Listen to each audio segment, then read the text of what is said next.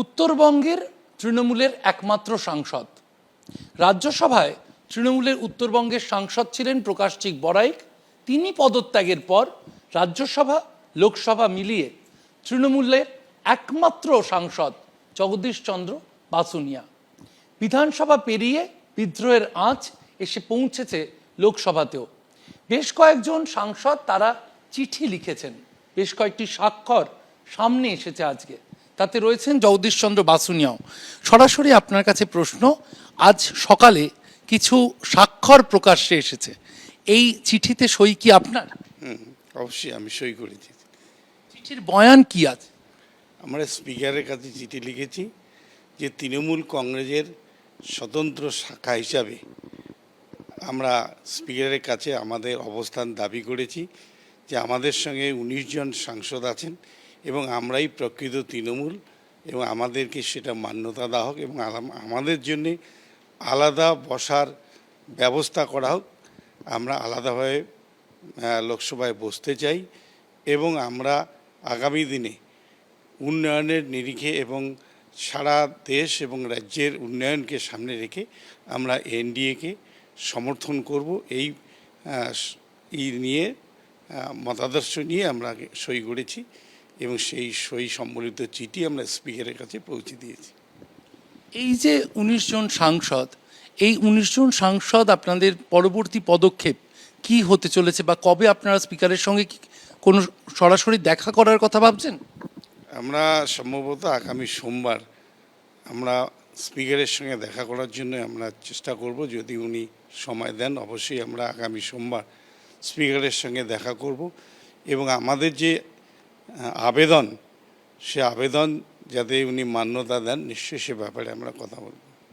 মুখ্যমন্ত্রী শুভেন্দু অধিকারী, খুব সম্ভবত সোমবার আপনাদের সাথে শুভেন্দু অধিকারী এক দফা বৈঠক হয়েছে গত সোমবার। ফের কি মুখ্যমন্ত্রীর সাথে আপনাদের কোনো বৈঠকের সম্ভাবনা রয়েছে? সম্ভবত আগামী রবিবার মুখ্যমন্ত্রীর সঙ্গে আমাদের একটা বৈঠক হওয়ার কথা আছে, যদি এখনও চূড়ান্ত হয়নি, হতে পারে। যদি হয় নিশ্চয়ই আমরা তার আগে জানবো। তো হওয়ার একটা সম্ভাবনা আছে। আগামী রবিবার তিনি দিল্লি আসবেন এবং আমাদের সমস্ত সাংসদদের নিয়ে তিনি বসবেন। গত সোমবার শতাব্দী রায়ের বাড়িতে আপনি গিয়েছিলেন, সেখানে শুভেন্দু অধিকারীও এসেছিলেন। মুখ্যমন্ত্রীর সঙ্গে কোনো কথা হলো? আপনারা এই যে উন্নয়নের জন্য এনডিএকে সমর্থন দেওয়ার কথা ভাবছেন, এনডিএ তার বড় অংশ বিজেপির থেকে নির্বাচিত মুখ্যমন্ত্রী শুভেন্দু অধিকারী সেখানে। মুখ্যমন্ত্রী শুভেন্দু অধিকারীর সঙ্গে এনডিএকে সমর্থন দেওয়ার প্রসঙ্গে কোনো আলোচনা হয়েছে সোমবার? হ্যাঁ, অবশ্যই আমরা সেই ব্যাপারে আলোচনা আগের থেকেই শুরু হয়েছে। যখন আমরা এই জোটটা তৈরি করি তখন আমাদের লক্ষ্য সেটাই, এবং আমরা নির্বাচিত হয়েছি 2029 পর্যন্ত সাংসদ থাকব। তো মানুষের প্রত্যাশা স্বভাবতই যে সাংসদ এলাকা থেকেই বিজয়ী হয়েছে, এলাকার উন্নয়নটা হবে।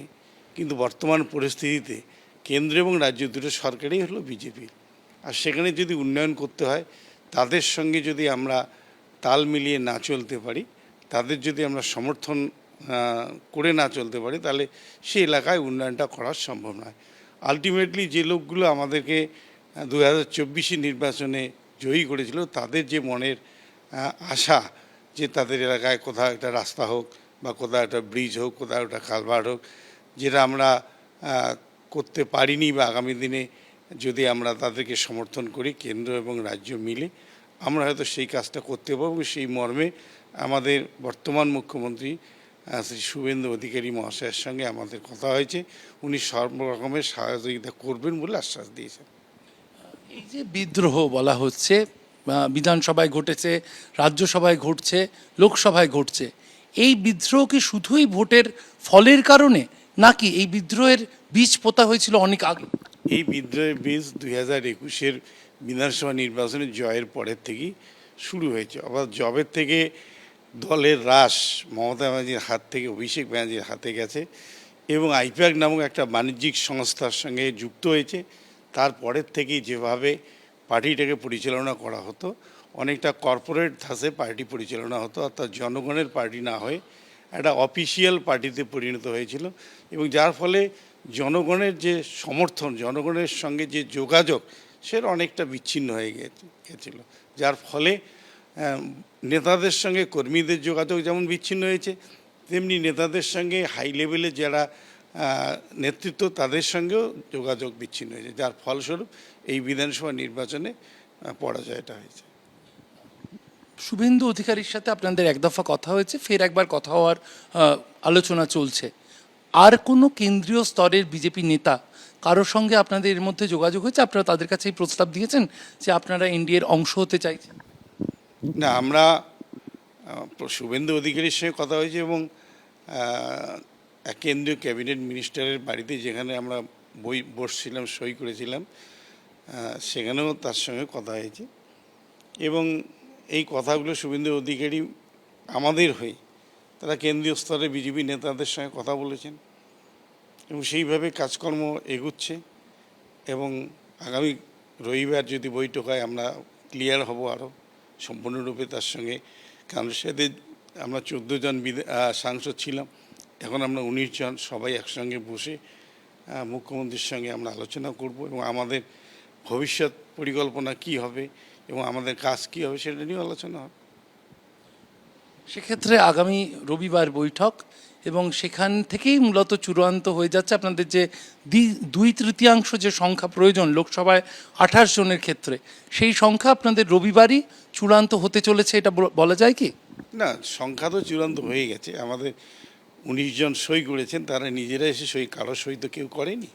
তারা স্বেচ্ছায়, কোনো চাপের কাছে না, কোনো কিছু ভয়ের কাছে না, নিজেরা স্বতঃস্ফূর্তভাবে এসে সই করেছেন। তাই সেই সংখ্যাটা আমাদের হয়ে গেছে। সেখানে নতুন করে আর কাউকে আনা, মানে যারা যদি আসতে চায় আমরা তাদেরকে স্বাগত জানাবো। নতুন করে কেউ যোগাযোগ করছেন এই ব্লকের সঙ্গে, নতুন সদস্য হতে চাইছেন? হ্যাঁ, অনেকেই ইচ্ছা পোষণ করছেন, হয়তো পিস্টানো অনেকে দিচ্ছেন, আবার কেউ আসতে চাইছেন। তবে আলটিমেটলি 2-4 জন আছেন এমন যে 70% আসার জন্য তারা রেডি আছেন, 30% হয়তো একটু পিছন টানের জন্য তারা আসতে পারছেন না, হয়তো তারা এসে যাবে আমরা মনে করছি।